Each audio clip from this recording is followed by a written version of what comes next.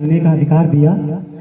आदरणीय अतिथिगण महोदय और प्रोफेसरगण महोदय और मेरे प्यारे साथियों, आप सब लोगों का बहुत बहुत अभिनंदन करता हूं। जैसा कि आज आप सब लोगों को पता है कि आज 26 नवंबर है।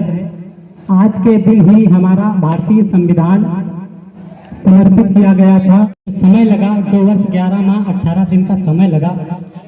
इसमें 389 सदस्य थे। हमारे साथियों ने बताया जब ये संविधान बन रहा था उस समय बहुत सारे लोगों ने इसमें भाग लिया, लेकिन बाद में कुछ लोगों ने इससे सदस्य जो थे वो अनुपस्थित रहे।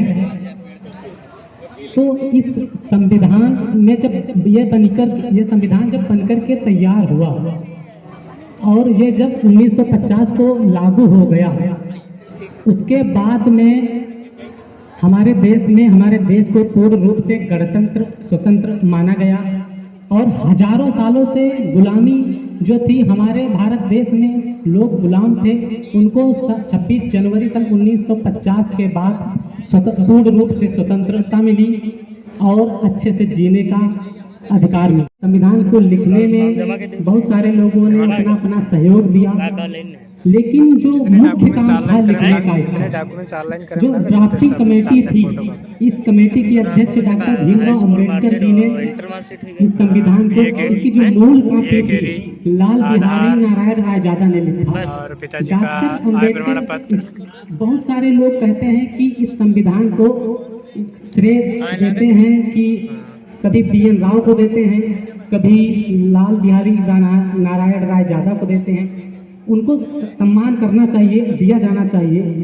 चंद लोग क्या करते हैं कि बाबा साहब डॉक्टर भीमराव अम्बेडकर के नाम को मिटाने का कभी कभी काम करते हैं। जब उनका उद्देश्य लास्ट में जब बताते हैं कि उनका उद्देश्य क्या है, तब कहते हैं कि बाबा साहब डॉक्टर भीमराव अम्बेडकर के नाम को, उनके अस्तित्व को मिटाना है। हर प्रत्येक वर्ष में कभी कहते हैं पीएन राव ने लिखा, लेकिन बाबा साहब अम्बेडकर ने इनको मिटाने का काम चलता रहा, इनके नाम को।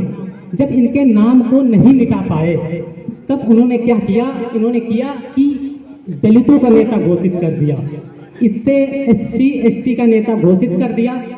चंद लोगों ने OBC समाज जो था वो इनसे दूर हो गया।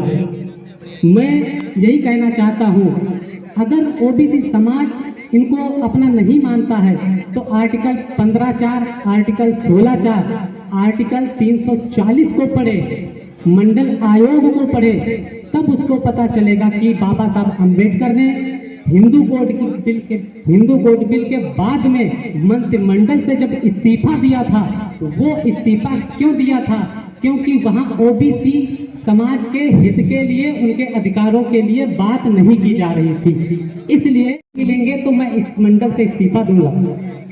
तो इसलिए OBC समाज को भी समझना चाहिए, आर्टिकल 15(4), 16(4) और 340 आर्टिकल को पढ़े, मंडल आयोग को पढ़े, तब उसको पता चलेगा कि अम्बेडकर जी केवल दलितों के नेता नहीं थे। हमारे भारत देश में महान पुरुषों को, हमारे भारत देश में सबसे ऊपर रखा गया है। हमारा देश सोने की चिड़िया था। क्यों था? इसका भी एक रीजन है। इसका जीता जागता उदाहरण क्या है? जो अन्य देशों में जितने महान पुरुष हुए, बुद्ध पुरुष हुए, उन्होंने क्या किया, वहाँ के लोगों ने बुद्ध पुरुष लोगों को कभी मारा, कभी फांसी दिया, कभी जहर का प्याला दिया, सुकरात जैसे लोगों को जहर का प्याला दिया। हमारे देश में ये सोने की चिड़िया क्यों है, यही बता रहा हूं मैं।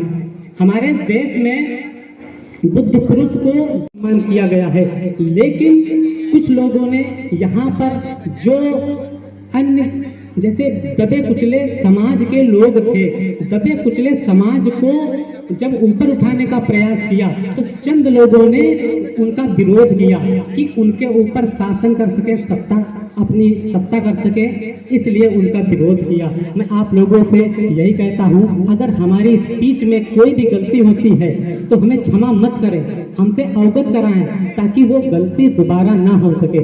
इसी बीच में मैं अपनी वाणी को विराम करता हूं।